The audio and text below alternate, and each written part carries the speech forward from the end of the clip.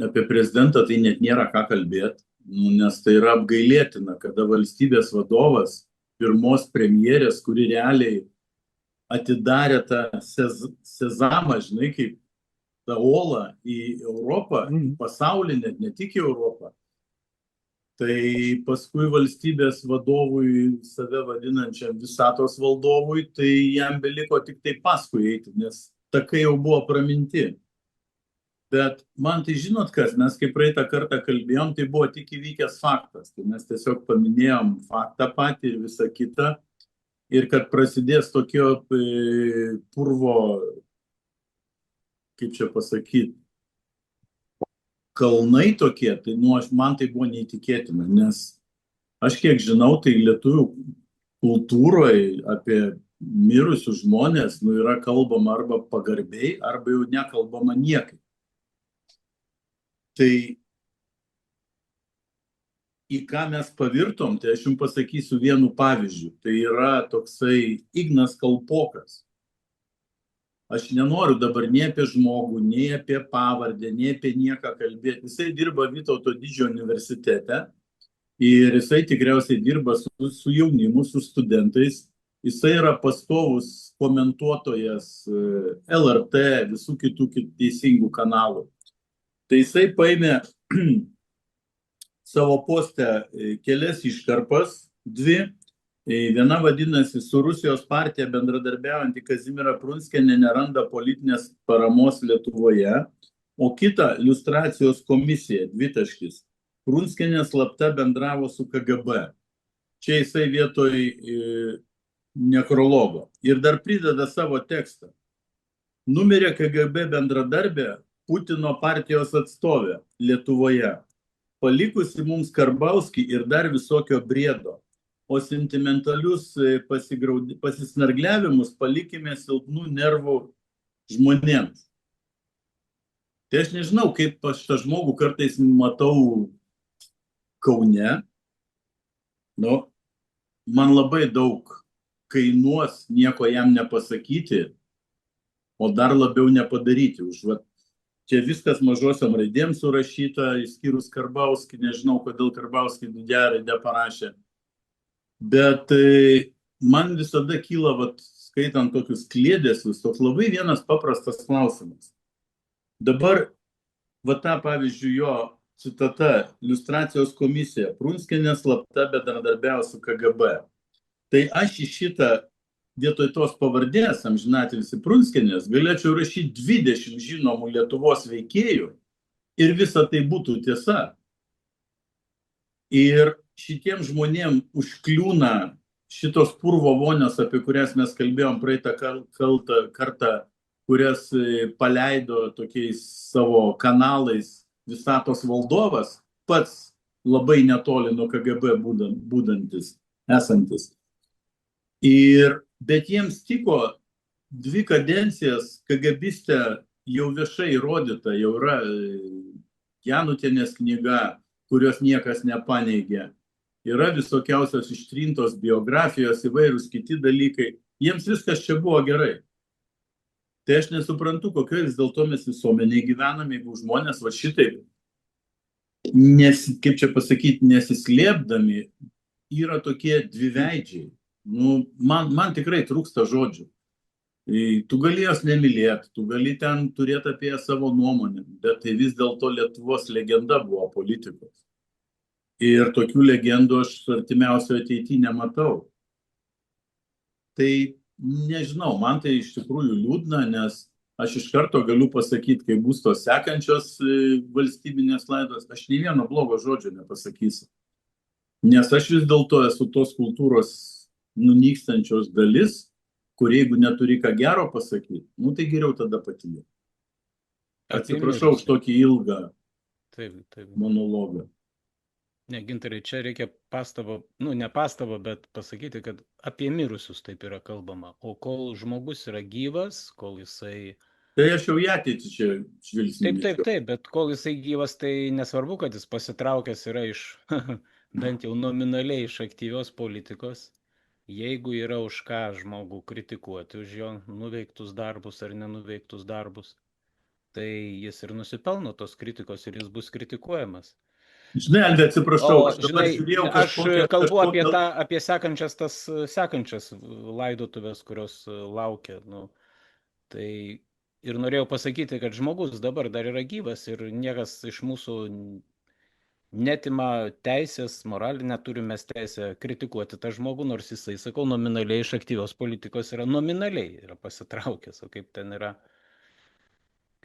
iš tikrųjų, čia yra kiti klausimai.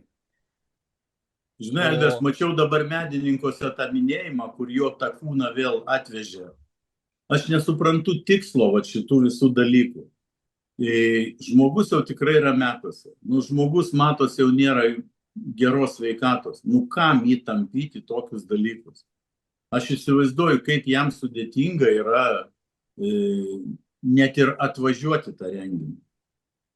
Nu, bet aš manau, jis jeigu pats nenorėtų, tai niekas jo tenai per prievartą už rankų, už kojų supančiojęs nevežtų. Tai kai žmogus yra, nu, žinom, garbėtroška ir savimyla, tai jam dalyvavimas tokiuose renginiuose, man atrodo, jisai pats tenai veržiasi dalyvauti. Paverstas yra stabu, dievuku ir va, mes, kai bus tas įvykis, o jisai bus, visiems jisai čia bus anksčiau ir vėliau, tai mes tikrai galim kalbėti apie tai, kad ir šito žmogaus laukia tas įvykis, tai matysim, kaip tu, Gintarai, teisingai sakei, matysim dar ko nematę, arba matysim ir girdėsim ir prisiminsim kokius 1900, nu, aš prisimenu kokius 1985-86 metus, kai dabar kaip vaikas, ten man 10-11 metų buvo, atsimenu, einu, kieme vaikštau ir girdžiu, sirenos pradėjo kaukti. Kaukia sirenos ir tada praneša per televiziją, kad mirė ten TSKP CK pirmasis sekretorius Leonidas Brežnevas. Nu, ir ten buvo, vienu metu ten vienas paskui kitą jie iškeliavo.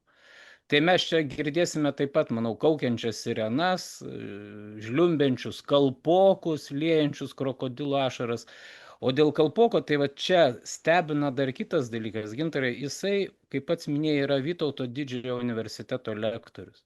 Jisai leidžia, jisai, aišku, studentus moko, jaunimą mūsų moko, bet jisai leidžia savo tai kalbėti, nebijodamas dėl to. Man čia keistas ir aš taip gal pasakysiu, universiteto požiūris, jisai čia nemato universitetas pats jokios problemos, jokios etikos normų pažeidimo. Jis net nebus pakviestas kažkaip pasiaiškinti dėl savo tokios pozicijos. Universitetas nuo jo neatsiribos nuomonės, jos nepasmerks. Tai va čia mes turim kalbėti, dar tai yra baisesnė situacija. Ir čia ne tik tai kalpokas, daug tokių kalpokų yra Lietuvoje. Ir mes tą matom, ir šitie kalpokai yra aktyviausi tie vertybininkai, kurie labiausiai palaiko dabar karą laiminčią, labai labai stipriai laiminčią Ukrainą. Tie patys džiūgauja dėl to, kad ten kažkur sproginėja bombos, va tokie kalpokai. Aš negaliu stovėti toj pačioj barikadų pusėje su tai žmonėmis. Čia vien dėl tos priežasties aš negaliu palaikyti tos pačios Ukrainos. Aišku, čia dabar viską supyniau, daug tokių dalykų. Ir dar šiandieną mes, aišku, žmogus, dabar jau kalbėsiu apie gerbiamą Kazimierą Prunskienę, jisai baigė savo gyvenimo kelionę.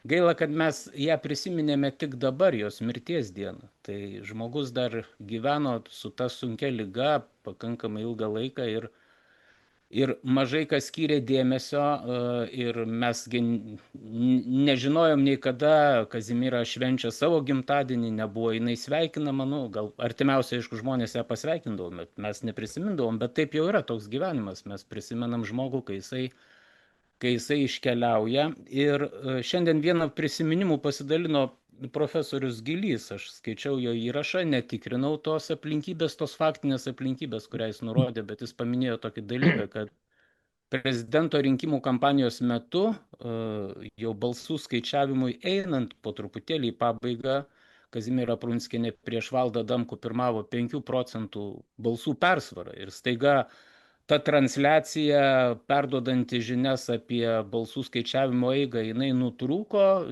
duomenys nebuvo atnaujinami, nebuvo pateikiami ir kai jie jau buvo atnaujinti, kažkaip tai pirmaujančių gretas įsiveržė Valdas Adamkus, kuris antrą kartą tapo Lietuvos Respublikos prezidentu, tokiom labai neaiškiom, sakykime, aplinkybėm. Apie pirmąjį kartą, apie Šiauliuose jo paliktas šlepetes, kurios teismui suteikė pagrindą pripažinti, kad Valdas Adamkus nuolat gyveno Lietuvoje ir taip atitiko nustatytą reikalavimą tam, kad galėtų kandidatuoti į prezidentus. Mes tą istoriją irgi žinom. Tai vat antroji ta istorija, kaip jisai tapo prezidentu, irgi kelia tam tikrų klausimų ir labai gaila, kad tie visi kalpokai ir kiti rašinėlių rašytojai tos temos tokių klausimų nenagrinės, neviešins ir nekalbės apie tai ir nediskutuos. Aš dar noriu tokį vieną buitinį epizodą papasakot, kadangi man teko laimė vyriausybėje būti kartu su amžinatilsį Kazimiera Prunskienė, tai čia toks grinai apie žmogų man labai daug pasakantis dalykas. Aš ją vadindavau premjerę, nors jinai buvo žemės ūkio ministrė, jai tas akivaizdžiai patiko. Ir kažkada ten per vieną kažkokį posėdį mes sėdėjom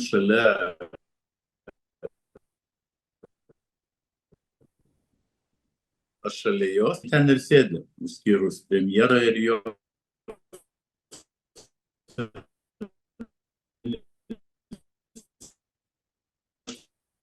tokie kaip dienoraštis toksai, kaip užrašytas. Ir kiek aš matau pas ją visas dienas savaitėj 7 valandą užrašyta